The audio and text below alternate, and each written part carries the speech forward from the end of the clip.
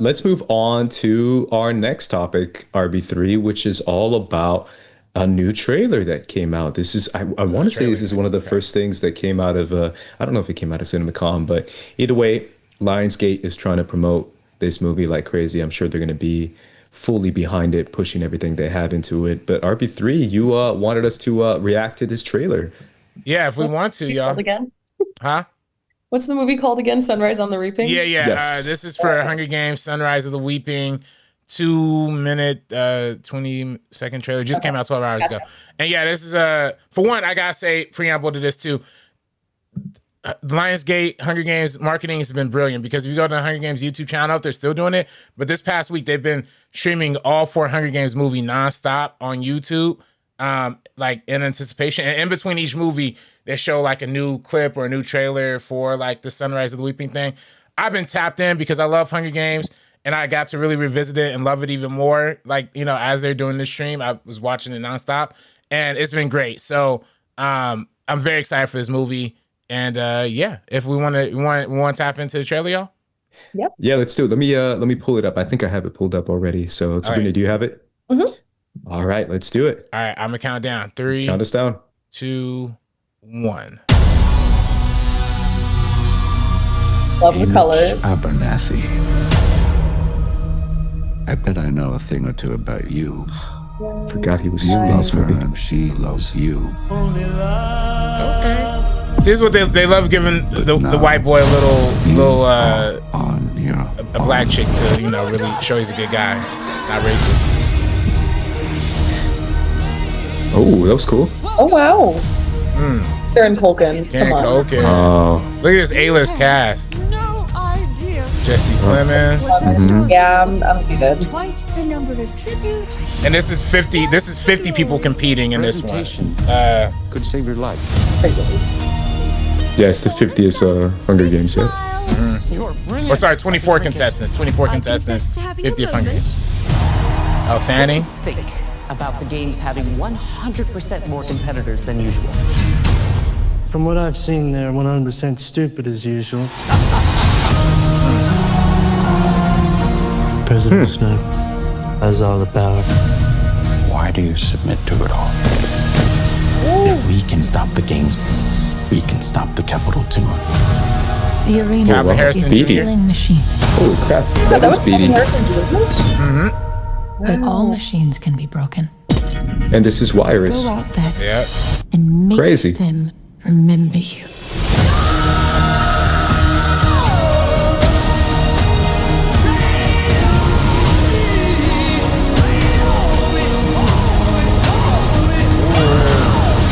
Oh my goodness. I'm sick of living in fear.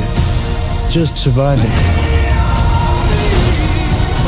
We're not animals to kill for their entertainment.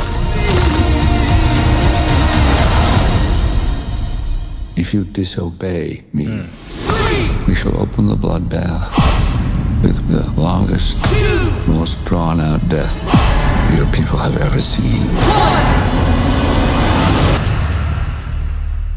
And may the odds be.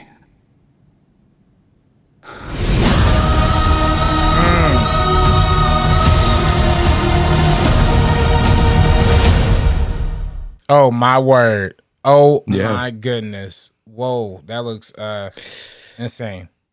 Well, RB3, as someone who recently saw all these movies, I watched these movies so much. I'm also a big Hunger Games fan. I remember you and I talked about it a lot. I've read Sunrise on the Reaping, most of it. I still haven't finished it. But I love this universe and I can't wait to go back in. And you're right, Sabrina, it is very Very cool. colorful. I like that they spend money on those sets. Yeah, Yeah, what'd you guys think? that's what stands out to me because I'm not necessarily a fan of the originals. They just really deeply upset me. And I loved like horror movies and like something like that was even just like way too far for me because it's a little too real. But I did watch the last one, Ballad of Songbirds and Snakes, and I really, really did enjoy that one. So I'm looking forward to this. I'm familiar with the characters, even though I haven't really like dove into Hunger Games too much, shockingly enough, because I was such like a YA novel lover, even like Divergent or any of those. But I'm excited for this. I love the color. We don't really see a lot of like big blockbusters that just like, decide to be this colorful. And I think YA adaptations, we kind of had that boom in like the early 2010s. Let's revisit that. Let's get some new stories maybe to the forefront that we haven't seen yet. Even though obviously this is a Hunger Games one, instead of it being a remake like the Harry Potter series, now we just have more stories, which is really, really cool. So I'm on board with this 100%. Yeah, 100%. So this is 48 contestants, RB3. So they Oh, usually do two from each district, which would be 48. 24. So it's 48, 50th Hunger Games. So this is the first quarter quell, the second quarter quell. No, second, because Yeah, second quarter quell. yeah. And then this is what they do, this kind of bigger event. So that's why there's double the contestants. Yeah, So there's going to be like a lot of carnage a then. This is lot. going to be, yeah. Yeah, that's what I was gonna say. I mean, that's why I'm like, we're talking about colors, and I'm like, wow, they're really fooling the audience because what everybody who are Hunger Games fans say is that this is the by far the bleakest book, like of all Yeah. of the books, like by far the saddest. And which is insane because if you read slash watch Mockingjay or Mockingjay Part Two, like I literally when I rewatched it during this whole 7 day thing, I trauma blocked it. I saw it in theaters and I literally trauma blocked most of it because the ending was so sad. Like the ending, you lose so many of your favorite characters. Like in that movie is Finnick, man. yeah. I R.I.P. mean Finnick. Finnick. I don't want to spoil it too much, but it's like you almost lose the whole point of why we was here in the first. And it's heartbreaking. It's heartbreaking. It's too heartbreaking. So then it's like, and you're telling me this one's gonna be dark. They told me like that one was pitch black, and I'll say like when I rewatched it, I was like, man, this is pitch black, but the politics are just right. Like they were literally so almost ahead of their time of like how Really ahead talking of time. about fascism and like how even in the fog of war, there's always confusion of like who did what, and then ultimately the answers are like I don't know who did, like whose side do you even root for, and it did that so perfectly, and the fact that it's same writers, of course, as Suzanne Collins is like also writing a screenplay for this movie. Francis Lawrence, who did all the original Hunger Games and also just came off The Long Walk, which a lot of people loved, got some Oscar buzz as well. Yeah. So, which, and that movie is also low key another version of Hunger Games, like in a way. I'm loving it. I'm loving it. I love every second of it. I can't wait to watch it, but I'm gonna bring tears and big emotions for it because it's gonna be crazy. Yeah. Yeah. This one is much more about, like you said, RB3 too, like the media as well, and how the media manipulates stories and how we're desensitized to violence. So some really interesting stuff that I'm excited to see on the big screen. You're right, though, by the way, the Francis Lawrence, Suzanne Collins connection so far hasn't failed us. Like you said, Sabrina, even that was a great movie. I already forgot the name of it. Songbirds and Snakes. Songbirds and Snakes was fantastic. Rachel Zegler was great. That whole story is really surprisingly nuanced. The way they were able to show you like Snow's descent, I guess.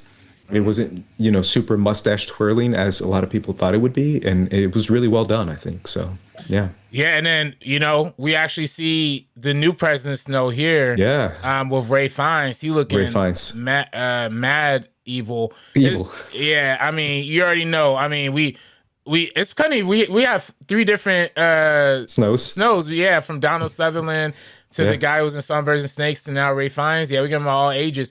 It's gonna be sick. I mean, that's gonna be a sick little. I don't know how cold and ruthless is gonna be. And then the other characters, like you mentioned, Andres, the old lady who was the electric tweaker lady. Wyrus. Wyrus, yeah. Wyrus and Beatty are in it. Effie Trinket is in it. Who else did I see? Oh, Plutarch. Jesse Plemons is Plutarch Evansby. Yeah. R.I.P. to the late great Philip Seymour Hoffman. Yeah. Great character too. Yeah, Such good casting too, to have somebody like Jesse Plemons take on that role. Yeah. And then, of course, the young Woody Harrelson is played by Who's this guy? Tom Lord? Is that his name? Am I I don't know tripping? this kid. I have no Sorry. idea if I'm being He looks somewhat. great. Yeah. Yeah, he looks like a young Woody Harrelson. But yeah, the Mhm. Jesse Plemons on point. Calvin Harrison Jr. Of course, if you know, you know, great actor. Going to be playing the Beatrix homie, and then yeah, Maya Hawke is in there, and yeah, Elle Fanning. What a good casting too, right off the Oscar nomination as well. Good point. Yeah. Yeah, so it's yeah, stacked cast, stacked cast. I couldn't be more excited. For sure. And yeah, I'm genuinely excited for it too. And I like that you mentioned the marketing and everything. I think they're definitely that's the thing about Lionsgate is that they know they know what they make and they're just like Hunger Games. We're gonna put every dollar into this marketing campaign. So they definitely wanted to do that.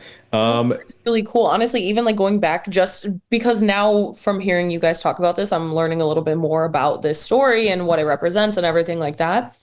And I think in a time like this, it is very cathartic to see something because, right now, obviously, we have our president in our country who is like adorning everything with gold leaf and gold everywhere. It's making everything so tacky and hideous and disgusting.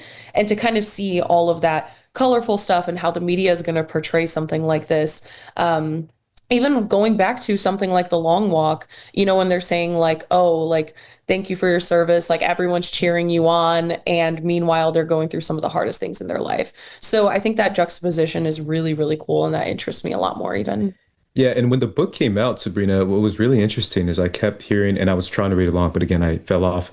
A few Palestinian creators talked about how it felt so real because that's what we were saying with the genocide. Yeah. When the genocide was like at its full peak, children being killed by the hundreds and thousands every day, and people justifying that somehow, just finding ways and loopholes and little situations to justify it. And the fact that Suzanne Collins has always been so good at tapping into that and showing you how children's deaths don't really mean much when you place this prism onto it and when you place this filter onto it and show a different perspective, which is why it's so terrifying. Yeah, I So, mean, just even like the outlook on citizens in general, mm, with everything that happened with Alex Preddy, Renee Good, yeah, and the president's reaction to it, the people in our cabinet, the people that are supposed to be representing us, apathy is just all over the place when it comes to leadership across so many in media, in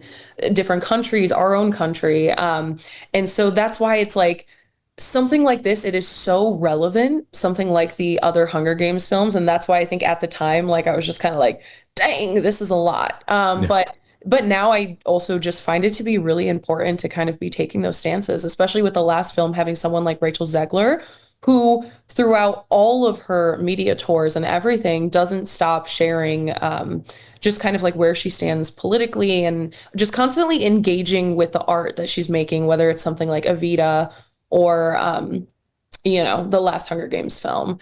yeah, So really cool. I'm looking forward to this one. I'm on board now. I'm a Hunger yeah. Games fan all of a sudden.